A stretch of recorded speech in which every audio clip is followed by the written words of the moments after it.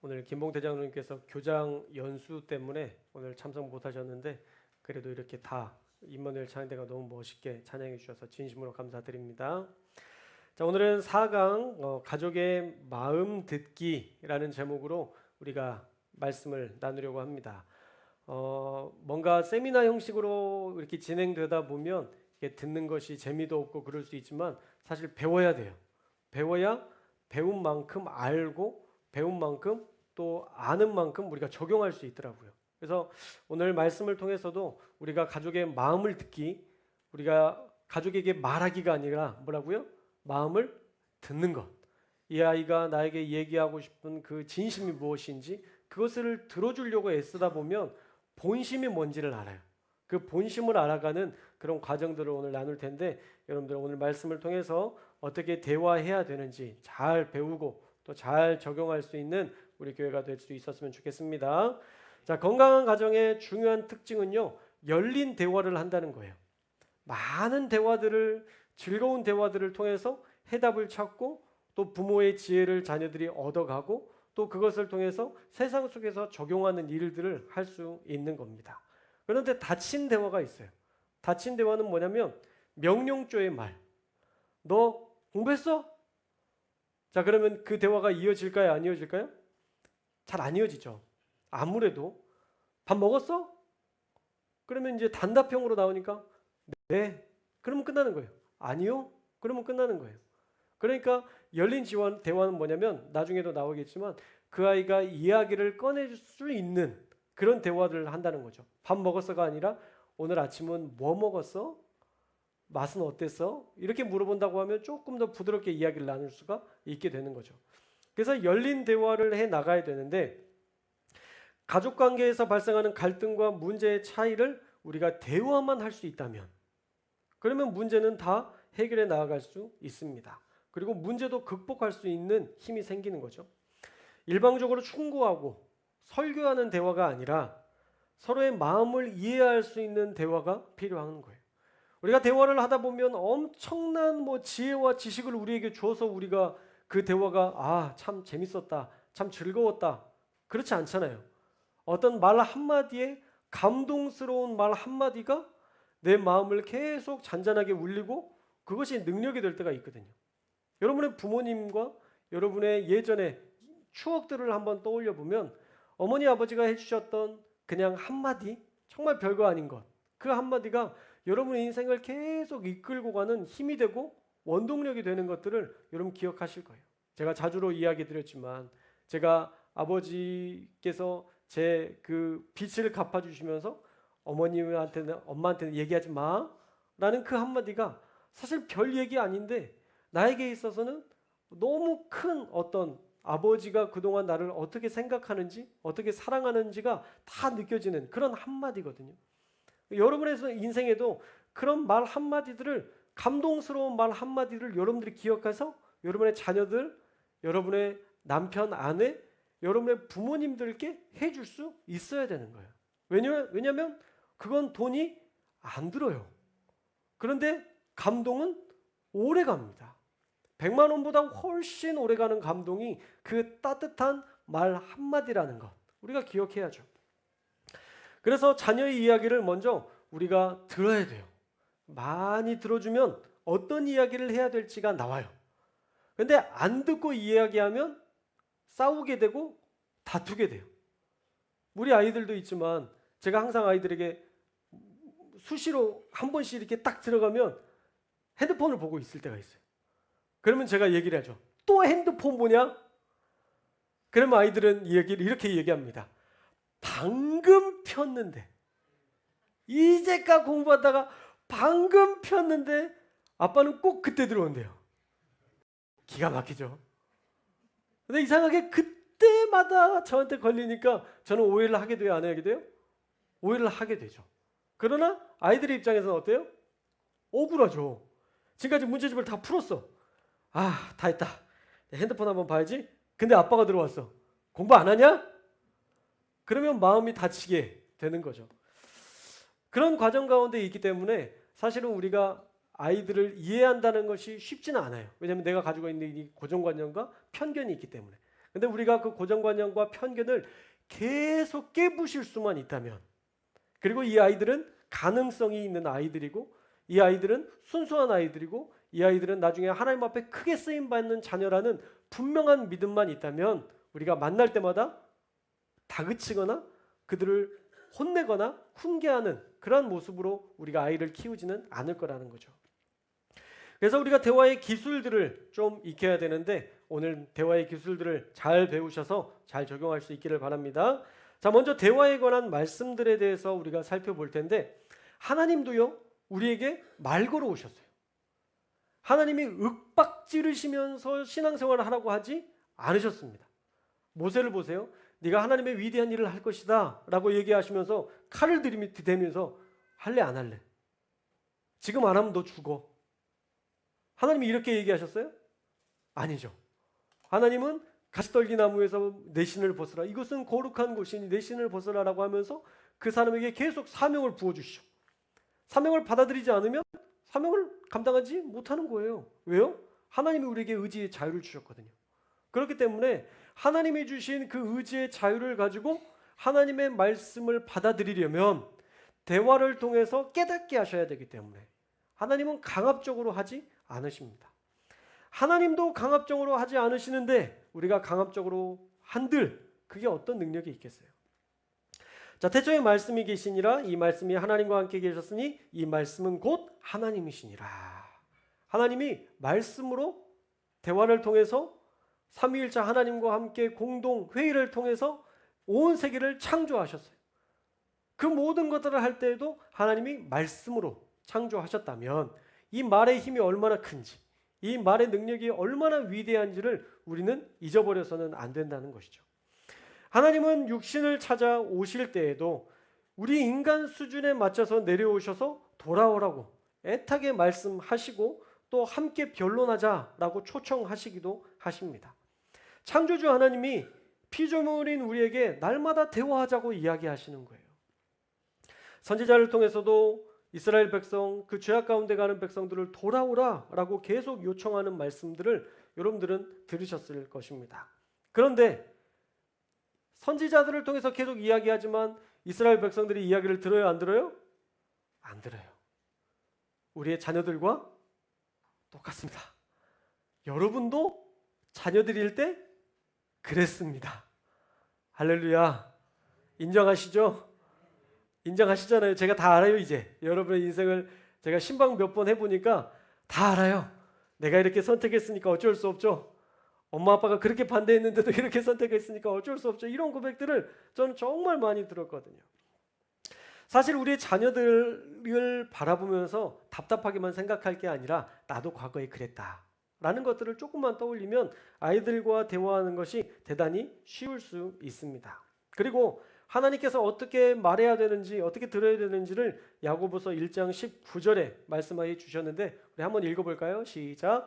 내 사랑하는 형제들아, 너희가 알지니 사람마다 듣기는 속히 하고 말하기는 더디하며 성내기도 더디하라. 자, 이 말씀 그대로 놔주세요. 사람마다 듣기는 어떻게 하래요? 속히 하래요. 그러니까 말을 빨리 들으라고 하는 거죠. 이야기를 할 때마다 잘 듣고, 자, 말하기는 어떻게 하래요? 예. 성내기는 더디게. 근데 우리는 어떻게 해요? 성질부터 내잖아요. 성질부터 팍 내면서 너는, 그러니까 감정이 먼저 앞서면 돼요, 안 돼요? 안 되는 거예요. 그러니까 우리의 감정이 먼저 앞서면 상대방은 방패를 들어요. 나 안 들을 거야, 당신 말. 이렇게 되는 거예요. 그러니까 뭐 했어? 이렇게 부드럽게 이야기가 돼야 되는데 제가 그렇게 할 수 있을까요, 없을까요? 저도 잘 안 돼요. 사실 안 돼요. 근데 이런 세미나나 이런 말씀을 준비하다 보면 제가 회개하면서 또 고쳐나가는 거예요.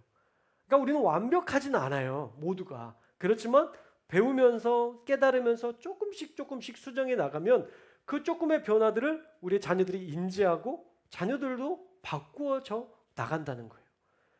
뭐 금쪽 같은 내 새끼 뭐 이런 요즘 상담하는 거 보면 아이들이 바뀌는 거는 누가 바뀌니까 바뀌어요? 부모가 바뀌니까.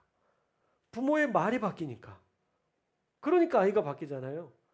사실은 인생의 모든 게 똑같아요. 내가 바뀌면 상대가 바뀌어요.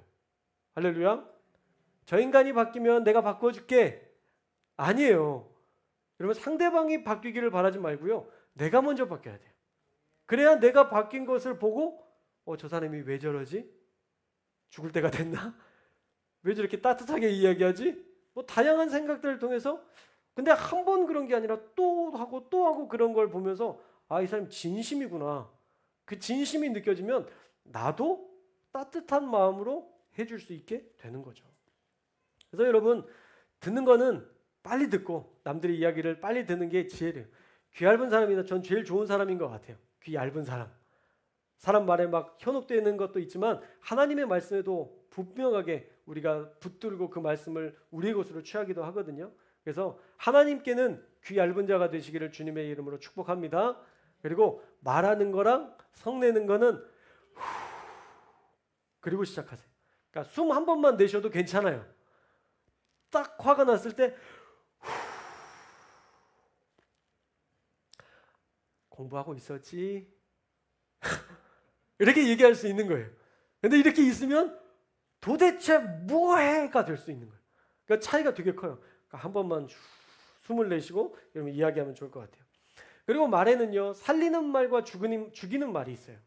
말 한마디로 사람이 죽기도 하고 말 한마디로 사람이 살기도 해요. 여러분 TV에서 그런 이야기 많이 들으셨잖아요. 어떤 댓글 때문에 자살하는 경우들이 있잖아요. 말 한마디가 진짜 사람을 죽이는 일이 있는 거예요. 근데 어떤 경우는 말 한마디가 살리는 일도 있는 거예요. TV에 보니까 어저께쯤 동영상이었나 이렇게 봤었는데 어떤 젊은 청년인데 가다가 넘어졌어요. 그래서 머리를 부딪혔는데 이 머리가 너무 많이 잘못돼서 이 머리 어느 정도를 뇌를 이렇게 절단을 했어요. 그러니까 머리가 이렇게 돼야 되는데 이렇게 돼 있는 거죠. 잘려진 부분이. 그러니까 얼마나 낙심하겠어요. 여자가, 젊은 청년이. 근데 그 젊은 청년이 어떻게 하기로 결정했냐면 나 같은 사람이 있나 싶어서 그런 사람들을 찾아봤대요. 영상에서. 근데 없는 거예요. 좀 그런 사람들이 얘기하고 이럴 때는 이렇게 하면 좋고 이런 좀 위로를 받고 싶은데 그런 사람이 없는 거예요. 그래서 그 사람이 어떻게 하기로 결정했냐면 나 같은 사람이 또 있을 수도 있으니까 내가 희망을 주는 사람이 되어야 되겠다라고 결정했어요. 그리고 나서 유튜브에 이런 사고가 나서 이런 것들을 이렇게 올리고 나는 어떻게 살고 있는지 그의 삶의 그런 여정들을 이렇게 보여주는데 두 가지의 부류가 나타나죠. 정말 못된 사람들이 많아. 우리 교회는 안 그럴 줄로 믿습니다. 그 영상을 보면서 밥맛 떨어진다라는 표현을 쓰는 사람이 있대요. 그 아픈 사람을 향해서. 그게 말이 돼요? 얼마나 상처를 받겠어요. 근데 반면에 어떤 사람은 100권의 책보다 당신의 그 삶의 한 마디 한마디의 한 삶의 여정들이 훨씬 더 나에게는 힘이 되고 이게 나에게 도전이 된다라는 이야기를 했대요. 이게 우리가 어떻게 얘기하는 자에 따라서 이게 완전히 엄청난 능력이 되기도 하고 완전히 이거는 힘들게 하는 그런 말이 죽이는 말이 될 수도 있고 살리는 말이 될 수도 있는 거예요. 근데 우리가 우리 자녀들에게 그렇게 얘기한다니까요. 우리 남편에게 우리 아내에게 우리가 그렇게 얘기를 해요. 우리 어머니 아버지는 상처를 안 받을 것으로 생각해. 그런데 아니잖아요. 부모된 여러분, 자녀들이 얘기하는 거에 상처 받으세요? 안 받으세요? 받으시죠? 예거나 예스라 상처 받는데 쟤네들은 저희에게 상처 주는 아이들이 아니에요. 오히려 제가 상처를 줬으면 좋지 저 아이들은 상처 주는 아이는 아닌데 우리의 말을 아이들이 우리의 자녀들의 말이 부모에게 상처를 준다는 것을 나중에 알아요. 꼭 그때 알면 좋은데 젊은 시절에 청년 시절에 알았으면 좋았을 텐데 결혼하고 나니까 애를 키워보니까 그때서 알게 되는 경우들이 너무 많잖아요. 근데 우리의 자녀들도 상처를 받을까요? 안 받을까요? 받아요. 그러니까 우리가 객관적으로 우리를 좀 바라보면서 어떤 이야기를 할 때에도 이게 죽이는 말일까 살리는 말일까를 좀 생각하면서 우리가 대화할 수 있다면 이것이 아이를 위한 말일까 나를 위한 말일까 이것들을 조금만 생각해 본다면 우리가 더 좋은 말들로 아이들과 대화할 수 있다는 것이죠. 그래서 대화는 예의를 지키는 거예요. 자, 오늘 말씀 우리 고린도전서 13장 4절에서 5절 말씀 우리 한번 읽어볼까요? 사랑은 오래 참고, 시작. 사랑은 오래 참고, 사랑은 온유하며, 교만하지 아니하며, 무례히 행하지 아니하며, 자기의 유익을 구하지 아니하며, 성내지 아니하며, 악한 것을 생각하지 아니하며. 너무 좋은 말이어서 우리 옛날에 찬양도 엄청 불렀잖아요.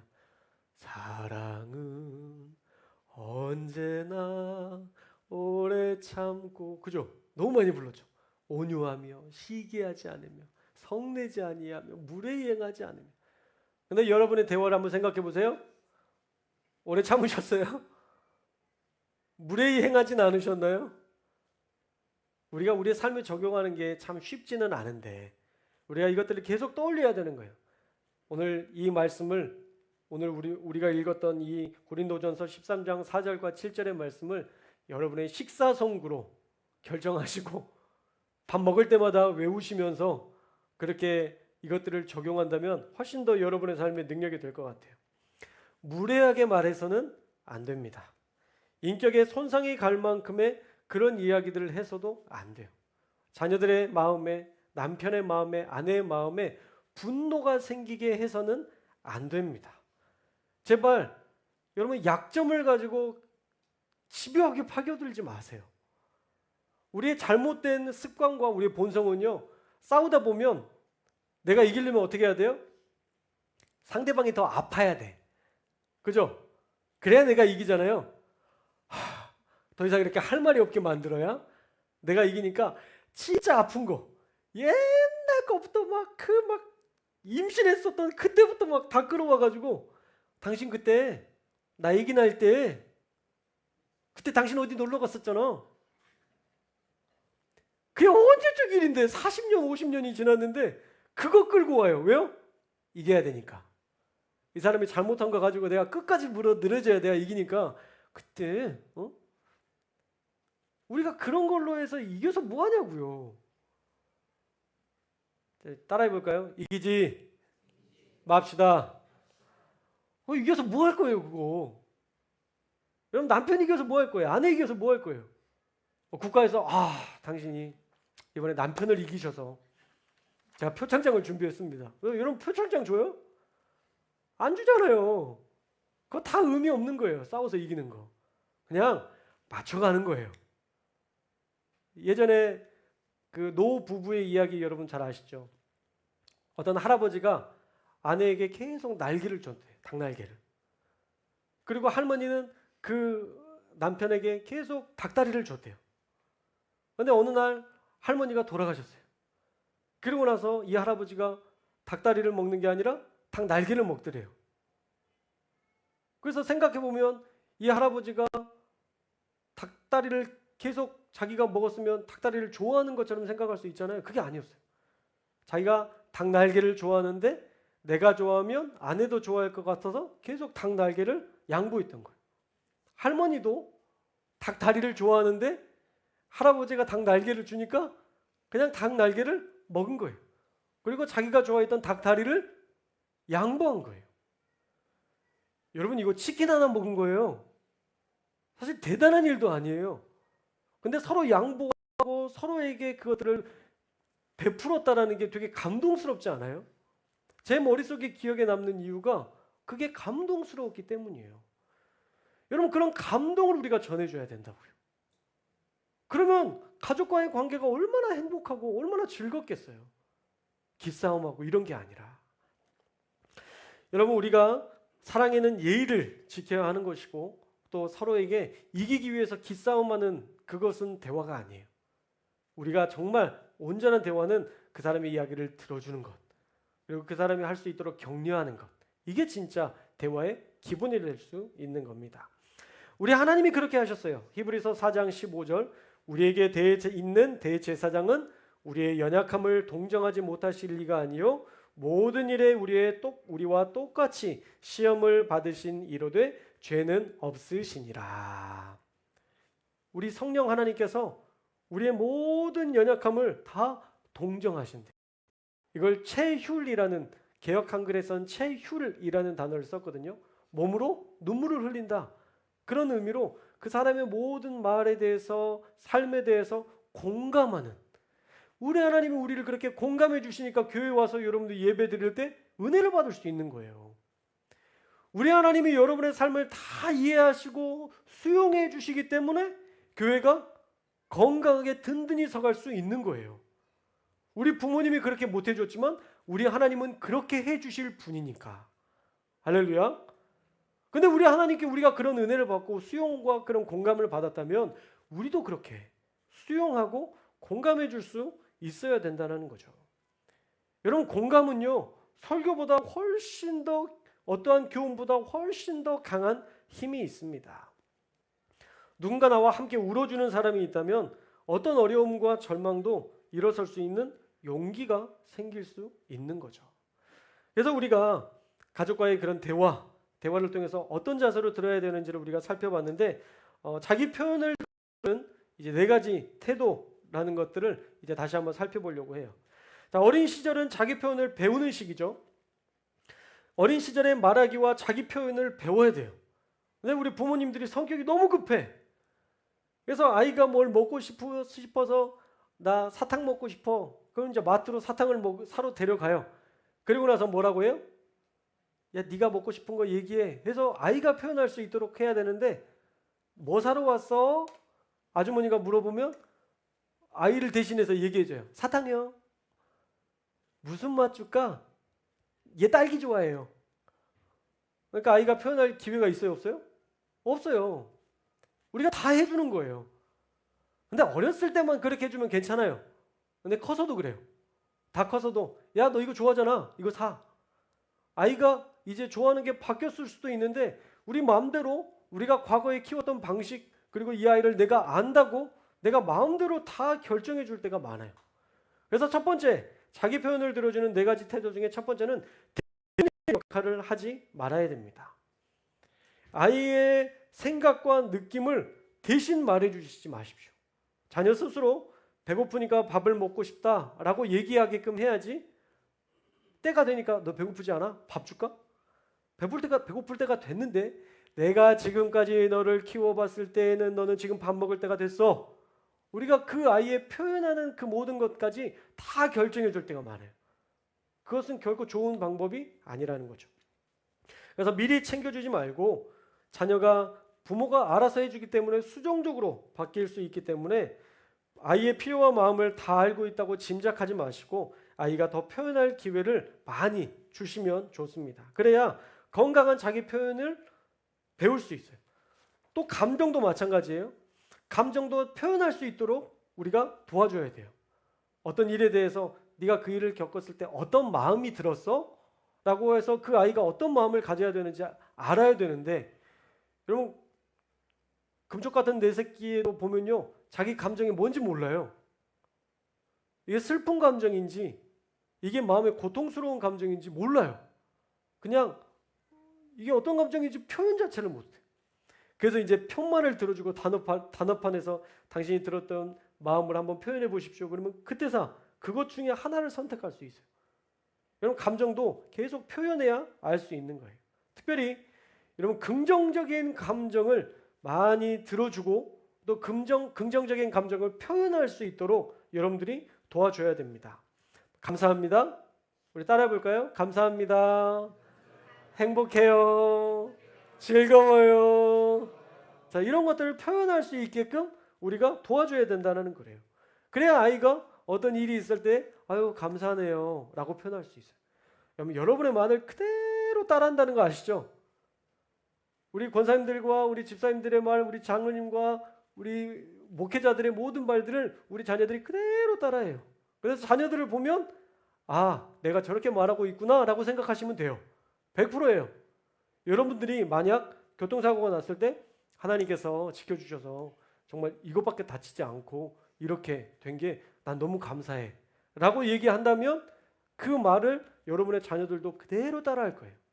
아, 참 하나님께서 이번에 지켜주셔서 이렇게 뭐 승진도 안 됐지만 그래도 승진 안 되는 게 어쩌면 더 감사해요. 이 말을 그대로 따라한다니까요. 반대로 아유, 교회 갔다 오다가 이 교통사고 나고 이게 뭔 일이야? 하나님은 왜 나는 안 지켜주셔? 다른 사람들은 다 지켜주시는 것 같은데 왜 교회 가는 나를 안 지켜주셔? 여러분들이 그렇게 이야기한다고 하면 여러분의 자녀들은 뭐라고 생각할까요?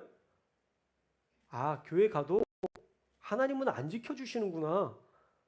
하나님에 대한 생각을 여러분들의 말을 통해서 그대로 그들이 수용한다니까요. 그럼 제가 여기 앞에 물이 있잖아요. 물이 써요. 누가 쓴물 갖다 놨어요? 라고 얘기하면 여러분들은 이거 쓴물처럼 여길걸요? 제가 먹을 때마다 왜 쓴물을 드셔? 이렇게 생각할 거예요. 앞에 있는 어떤 사람이 하는 말의 영향력이 얼마나 큰지 아세요? 여러분의 부모된 여러분의 자리에서 여러분이 하는 그 말을 그대로 따라한다니까요. 밥을 먹으면서 했던 말들, 아이를 키우면서 했던 말들을 그대로 따라하게 돼요. 그러니까 여러분이 긍정적인 이야기들 좀 많이 하셔야 돼요. 행복하다. 뭐 나중에 그 뒤에 자료도 있지만 사랑해요, 행복합니다, 즐거워요, 감사합니다, 참 좋아요, 기뻐요, 안심이 됩니다, 평화롭네요, 와 신난다, 참 재밌다, 참 흥미롭다, 아름다워요, 와 멋있다, 자랑스러워요 할 수 있을 것 같아요. 여러분 이런 이야기들을 여러분들이 긍정적인 이야기들을 계속 해줘야 돼요. 그래야 그 아이들이 여러분의 말을 따라하니까. 40대 50대가 지나도 똑같아요. 제가 보니까 부모의 감정을 자녀들이 그대로 받아들이게 되더라고요. 최근에 저희 어머니께서 갑자기 아버지가 생각이 나셔서 그 대전 현충원에 갔다 오셨대요. 혼자 가지 말라고 그랬거든요. 혼자 가면 너무 우울해지니까 갔다 오지 말라고. 괜찮을 줄 알고 그냥 가서 펑펑 울고 오셨는데 안 괜찮은 거야, 마음이. 우울하신 거죠. 그러면서 어머니가 우시니까 저도 갑자기 잘 이겨냈던 그 마음에 저도 막 우울감이 찾아오더라고요. 저도 막 슬프고 괴롭고 아버지가 그립고 막 그 마음이. 여러분 부모의 마음이요 40대 50대가 돼도 그대로 전달이 돼요. 전이가 돼요. 그러니까 우리가 지금 하는 말이 우리 자녀들에게 영향을 줄까요? 안 줄까요? 줍니다. 줘요. 그래서 우리가 긍정적인 이야기들을 많이 써야 되는 거예요. 또 세 번째로 부정적인 감정도 들어주셔야 돼요. 우리 어른들을 보면 좀 나쁜 이야기, 슬픈 이야기는 안 들으려고 하는 경향이 있어요. 자녀들이 좀 어려운 일이 있어서 그 어려운 이야기들도 좀 들어주고 고생했다, 힘들었겠다 해야 되는데 어려운 이야기들을 막 속상한 이야기를 이야기하면 야 그런 얘기 하지 마. 좋은 얘기만 해. 그런 이야기를 할 때가 있어요, 없어요? 있어요. 왜요? 내가 그 이야기를 들으면 내가 너무 힘들거든. 자녀가 힘든 이야기를 들으면 내가 너무 힘드니까 나한테 얘기하지 마 라고 하는 경우들이 있는데 여러분 이것들을 잘 구분해서 우리가 들어줄 수 있어야 돼요. 그래서 부정적인 감정도 표현할 수 있어야 돼요. 여러분 분노라는 감정이 나쁜 감정일까요? 좋은 감정일까요? 분노라는 감정 나쁘지도 않고 좋지도 않아요. 사실 이 감정은요, 감정을 우리에게 주셨다는 것은 이것을 통해서 하나님이 하시고 싶은 어떤 의미가 있는 거예요. 여러분 분노를 계속 가지고 있어요. 어떻게 돼요? 화병 걸려요. 내가 해야 될 말들을 하지 않으면 화병 걸려요. 슬픈 마음이 계속 있었어요. 근데 그대로 가지고 있어요. 아무에게도 얘기하지 않고. 어떻게 돼요? 우울증 걸려요. 표현하지 않으면, 감정을 표현해내지 않으면 그것은 나에게 항상 독이 돼요. 그러니까 부정적인 감정도, 자녀들의 부정적인 감정도 우리가 들어줘야 되는 거예요. 그런데 그 감정에 어떤 의미를 부여할 필요는 없다는 거죠. 나 진짜 짜증났어. 나 싸웠는데, 나 누구랑 어떤 친구랑 싸웠는데 너무 열받았어. 그랬을 때는 야 정말 화났겠다 라고 얘기해 주면 되는 거예요. 근데 우리는 보통 뭐라고 그래요? 친구랑 싸우면 못 싸워. 누가 친구랑 싸우래. 그냥 그렇게 계속 아이를 다그치는 거죠. 그리고 막 짜증나가지고 에이 화났어 막 이러면 내가 너랑 싸웠냐? 왜 여기서 화풀이야? 막 그러면서 아이를 더 다그치게 되는데, 그러면 이 친구랑 싸웠던 것보다 더 열받은 게 뭐냐면 엄마랑 싸우는 거예요. 왜냐면 엄마는 내 편이 되어줄 줄 알았는데 내 편이 되어줘요, 안 줘요? 안 되어주는 거죠. 그러니까 이 분노가 어디로 가요? 친구에 대한 분노가 엄마에게로 가는 거예요. 그러니까 여러분이 친구의 분노를 여러분의 것으로 취할 필요가 없잖아요. 그러려면 그 분노 자체를, 그 감정 자체를 그냥 받아주고 수용해 주는 거예요. 친구랑 싸워서 너무 열받았어. 아우, 열받았겠다. 왜 싸웠어? 그리고 그냥 들어주는 거예요. 얘가 이렇게 하고, 아 진짜 짜증났겠네, 화났겠네. 그럼 너는 어떻게 할 거야? 뭐 어떻게 해? 그냥 싸운 거 끝난 거지 뭐. 그렇지, 그래, 마음 잘 추스리면 되는 거야. 자, 이렇게 해서 이 아이의 마음이 풀어졌어요. 하나는 막 짜증을 냈어요. 왜 짜증을 내 나한테? 내가 너를 어떻게 키웠는데? 막 이렇게 싸우기 시작하면 결국은 아이와의 그 관계만 깨지는 거예요. 그러니까 우리가 이 건강한 에너지를 그의 아이들에게 품게 하고 또 좋지 않은 에너지를 쏟아낼 수 있게끔 부드러운 대화를 통해서 우리가 그 아이에게 그 감정들이 어떤 건지를 알려주고, 네가 이제 품어야 될 어떤 감정이 더 좋은 건지를 우리가 부드럽게 인도해 갈 수 있다는 거죠. 그래서 하나님은 분을 내어도 죄를 짓지 말며 해가 지도록 분을 품지 말고 마귀로 틈을 타지 못하게 하라 라고 얘기하고 있어요. 여러분, 분 자체는 죄는 아니에요. 근데 그게 사람을 향해 갈 때 그때 죄가 되는 거죠. 내가 가지고 있는 분노가 거룩하게도 쓰여요. 우리가 일본의 그 압제하에 있을 때 의병이 가졌던 거룩한 분노, 의분이라고 하잖아요. 그런 의분을 통해서 나라를 지켰잖아요. 그럼 분노 자체가 무조건 나쁜 건 아니에요. 그 분노를 어떻게 활용하느냐, 어떻게 건강하게 표현하느냐, 이게 더 중요한 거죠. 자, 그래서 아이의 부정적인 감정 표현들을 여러분들이 잘 기억하시고 그대로 따라해 주시면 돼요. 아, 그 사람 미워 죽겠어. 그럼 뭐라고 해야 돼요, 여러분은? 아, 미웠구나. 아셨죠? 뭐라고요? 미웠구나. 미웠겠네. 이게 더 공감해 주는 마음이겠죠? 아, 너무 슬퍼. 뭐라고 해야 돼요? 슬펐구나. 슬프겠다. 개를 넣으면 조금 더 공감해 주는 느낌이 들어요. 아, 힘들어요. 뭐라고 해야 돼요? 힘들었겠다. 그리고 힘들었겠다도요, 그냥 힘들었겠다. 공감이 되는 것 같으세요? 표정이 있어야 돼요. 이게 눈을 이렇게 내리면서 힘들었겠다 이렇게 해주셔야 돼요. 여러분, 말에는요 언어적인 것도 있지만 비언어적인 것도 있어요. 우리의 표정과 감정을 통해서, 그러니까 우리가 그러잖아요. 아내와 이제 커플들이 이렇게 막 하다가 싸우게 되면 뭐라 그래요? 아, 내가 잘못했어. 남자들이 그러면 여자는 뭐라 그래요? 뭘 잘못했는데? 아, 내가 미안해. 표정이 미안한 표정이 아닌데? 이렇게 돼요. 왠지 아세요? 내가 잘못한 건 뭔지를 알고 진심으로 미안하다고 해야 되는데 이 사건을 무마하기 위해서 미안해 이러니까 그게 미안한 태도야? 짜증나 이렇게 되잖아요. 그러니까 우리가 해야 될 건 뭐냐면 진심으로 그 사람의 마음을 공감해주고 이해해주고 그리고 받아들이는 그런 역할들을 해야 되는데, 이 아이들의 말 하나하나가 무서워요. 그러면 뭐가 무서워? 라고 하지 말고, 무섭다고 하면 무섭겠다. 무서웠구나. 그럼 이거 하지 말까? 우리가 그렇게 해야지. 무서워도 해봐. 인생 그렇게 호락호락하지 않아. 네 마음대로 안 되는 이것도 해야 네가 그 다음도 한다. 우리가 그렇게 막 윽박질러서 다음 단계로 가게끔 하지 않아도 돼요. 여러분, 기질이 다 달라요. 용감한 기질이 있는 사람들이 있어요. 막 행글라이더하고 막 낙하산에서 뛰어내리고 막 그런 사람들이 있잖아요. 그런 사람들은 기본적으로 기질 자체가 그 생명 자체를 되게 경시 여기는 그런 태도로 나 안 죽어 그러면서 뛰어내리는 사람들이에요. 근데 그런 사람들이 더 많이 죽어요. 담대한 사람들이 더 빨리 죽습니다. 왠지 아세요? 안 죽을 것 같거든. 근데 겁 많은 사람들 있죠. 겁 많은 사람들.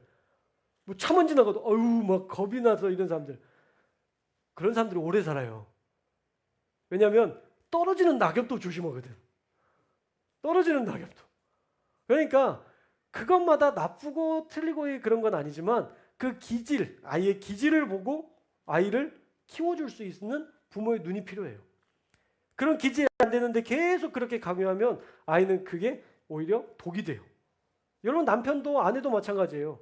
그렇게 못하는 사람인데 그걸 계속 강요하면 돼요, 안 돼요? 여러분 저에게 키 180까지 크라고 하면 그게 될까요, 안 될까요?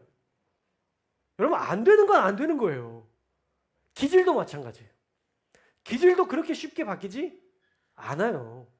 그런데 기질을 바꾸려고 하면 돼요, 안 돼요? 안 되는 거예요. 같이 일하는 사람도 마찬가지죠. 아, 저 사람은 왜 저래? 여러분 그 왜 저래를 아무리 묵상해도 그 왜 저래는 그 사람을 바꾸지 못해요. 안 바뀌어요.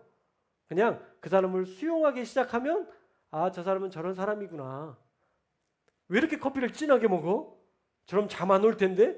내가 어떤 선입견을 가지고 그렇게 대하는 게 아니라 아, 저 사람은 진하게 먹는 걸 좋아하는 사람이구나. 그게 이해되면 더 이상 그거에 대해서 시시비비를 가릴 필요가 없는 거예요. 그러니까 죽고 사는 문제가 아니면 시시비비를 가릴 필요가 있어요, 없어요?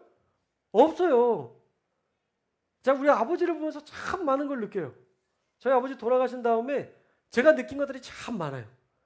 막 아등바등 살 필요가 있어요, 없어요? 없어요. 저에겐 참 큰 하나의 교훈을 주시기도 한 거고 좀 한편으로는 씁쓸하기도 하고 그런데 아등바등할 이유가 없어요. 하나님 부르시는 그날이 되면 다 놓고 가야 돼요. 좋은 컴퓨터 다 놓고 가야 돼요. 얼마 전에 목사님과도 그런 이야기들을 한번 나눴었는데 부영그룹의 회장이 지금 아기를 낳으면 1억씩 준대잖아요. 내가 이거 가져가서 또 죽은 다음에 쓰지도 못할 거 내가 이거 좋은 일이나 써야지 그러면서 부영그룹의 사람들이 아기를 낳으면 1억씩 준대요. 부영그룹의 취지까지 그러셨어요. 그래서 지금 70억을 줬대요. 그 회사 사람들 자녀들이 아이를 낳아서 70억을 줬대요. 그리고 순천에 사시나? 순천 태생인가 그러신데 그 순천 자기 고향을 지켜줘서 고맙다고 그 고향 사람들에게 돈을 다 주셨대요. 뭐 2천만 원에서 뭐 8천만 원까지 8,900 얼마까지 줬다고 하는데 도대체 어떤 식으로 구분했을까 상상해 보기로는 뭐 정확하지는 않지만 나이로 주지 않았을까 구분하는 게 20살이면 2천만 원, 30살이면 3천만 원, 87세면 8,700만 원 이런 식으로 주신 것 같은데 우리가 남겨놓은 거 우리가 귀하게 생각한 거 나중에 되면 아무것도 아닌 거예요. 지금 여러분들이 생각하고 막 싸우고 막 아등바등 되는 거 아무것도 아닌 거예요. 공부를 잘한다고 해서 아이 인생이 완전히 펼쳐지느냐? 그렇지도 않아요. 돈 없으면 돈 없는 대로 행복하게 살 수 있고요. 돈 있으면 돈 있는 대로 행복할 수 있고요. 권력이 많으면 많은 대로 행복할 수 있고요. 권력이 없으면 없는 대로 행복할 수 있어요. 꼭 그 내가 원하는 어떤 목적지를 달성해야만 우리가 행복할 것으로 생각하는데 아니에요. 성경에 뭐라고 나와 있어요? 막 육전이 가득하고 그런 집보다 떡 한 조각으로도 화목하는 게 훨씬 더 행복한 일이라고 얘기하고 있어요. 그러니까 안 싸우고 그 아이의 말을 수용해주고 그 이야기를 잘 들어주고 그가 고통스럽다면 기도해주고 이게 가장 아름다운 그리스도인의 삶인 것 같아요. 오늘 마지막 세미나를 정리하면서 여러분들과 그런 이야기를 했으면 좋겠습니다. 여러분들이 가정 안에 그 위로자로 서 계시면 좋을 것 같아요. 우리 자녀들이 어디서 위로받겠어요? 사실 저도요. 힘들고 어려운 일들이 있을 때 다 마음을 털어놓을 사람이 없어요. 목사님들과도 이렇게 만나지만 사실 내 안에 있는 깊은 내면의 모든 속마음까지도 사실 다 이야기하기 어려워요. 왜냐하면 얘기해봤자 공감을 못하기도 하고요. 그 사람도 또 문제를 가지고 있기 때문에 그렇게까지 이야기를 나눌 공간이 없어요. 근데 부모님께는 할 수 있잖아요. 우리 자녀들과는 할 수 있잖아요. 부모님은 그 이야기를 듣고 눈물로 기도해 줄 사람이고 자녀들도 그 이야기를 듣고 같이 가슴 아파해 줄 사람이니까 여러분 가족들에게는 할 수 있어야 되잖아요. 여러분 그러라고 하나님께서 우리에게 가정을 주신 거잖아요. 근데 왜 싸우고 왜 다투고 왜 자존심 싸움하고 왜 기싸움을 해요? 그럴 필요가 없는데. 누가 설거지 하나 보자. 오늘은 설거지를 했나 보자. 왜 시험해요? 성경에 뭐라고 나와 있어요? 시험하지 말라라고 되어 있는데 왜 남편을 시험해요? 이놈의 인간이 꽃을 사오나 보자. 그럴 필요가 없다니까요. 여보, 나 꽃을 좀 보고 싶어. 꽃 좀 사다 줄 수 있어? 라고 하면 그냥 말 한마디 하면 남자들이 안 해줄 사람이에요? 무슨 꽃이 필요해? 에이, 무슨 이래놓고 꽃집 가서 꽃 구경하고 있고 꽃 사는 사람들이 남자예요. 단순해서. 저도 그렇거든요. 우리 아내가 얘기하면 뭘 그런 거 해? 그래놓고 다 해줘요. 나중에 보면. 오늘 저녁은 피자를 먹을 예정입니다. 왠지 아세요? 우리 딸내미가 피자를 먹고 싶대요. 그냥 혼자 먹고 싶다고 생각하면 내가 안 들어도 되는데 피자 먹고 싶다를 노래를 부르면 뭔 피자야 몸에도 안 좋은 거라고 얘기하지만 처음에는 언제 사줘야 되지? 고민하는 게 아빠고 또 하나님의 마음이에요. 우리가 그렇게 생각하잖아요. 여러분 대화로 얼마든지 해결할 수 있고요. 대화로 얼마든지 해결될 수 있어요. 우리가 이야기를 부드럽게 따뜻하게 하지 못하니까 문제인 거지. 따뜻하게만 나가면 어떤 것든 얻을 수 있는 게 사실 말의 능력이고 말의 힘입니다. 오늘 들은 말씀 여러분 잘 기억하셔서 우리 교회는 가족끼리 안 싸우는 교회가 될 수 있기를 주님의 이름으로 축원합니다. 할렐루야! 축원합니다. 그러려면 어떻게 해야 돼요? 저 인간이 바뀌어야죠. 저 인간이 바뀌면 내가 이제 잘해줄 수 있잖아요. 그죠? 그렇다고 하면 잘못 배운 거예요. 지금 좋으신 거야. 누가 바뀌어야 돼요? 내가. 나만 바뀌면 세상은 다 바뀌어요. 여러분 나만 바뀌면요 세상이 다 바뀌어요. 내가 따뜻한 마음이 품어지면 나무도 이쁘고 바람 부는 것도 이쁘고 다 좋아요. 내 마음이 삐뚤어지면 어때요? 아유 날씨는 또 왜 이렇게 좋아? 날씨가 좋은 걸로도 짜증내. 그렇게 된다니까요. 그러니까 내 마음만 바뀌면 다 행복할 수 있는데 내 마음만 삐뚤어져 있으면 모든 게 다 싫은 거야. 그러니까 가장 먼저 바뀌어야 될 게 뭐예요? 내 마음. 근데 그 마음은 어떻게 바꿀 수 있어요? 답을 드리고 있습니다. 기도예요. 그럼 기도하지 않으면 우리 안에 선한 게 나오지 않아요. 기도하지 않는데 내가 따뜻한 감정, 감동적인 말 이게 나올까요? 안 돼요. 기도하셔야만 여러분들이 매일 여러분의 감정들을 하나님 앞에 올려드려야만 여러분이 치유받아서 긍정적이고 감동적인 대화들을 여러분들이 해낼 수 있는 거지. 여러분 절대 여러분 안에서 긍정적인 게 해야지 한다고 해서 되지 않아요. 그것과 똑같아요. 부흥회 때 은혜 받은 다음에 열심히 살아야지 그러는데 가장 먼저 상처받고 가장 먼저 남편이 나 괴롭혀서 왜 은혜 받고 왔는데 나한테 뭐라 그래? 그러면서 또 싸우게 되고 이렇게 되잖아요. 결국은 내가 계속 기도하면서 내 마음을 하나님 앞에 올려드리고 하나님 저 이런 감정으로 살고 싶지 않아요. 하나님 제 마음을 주관해 주세요.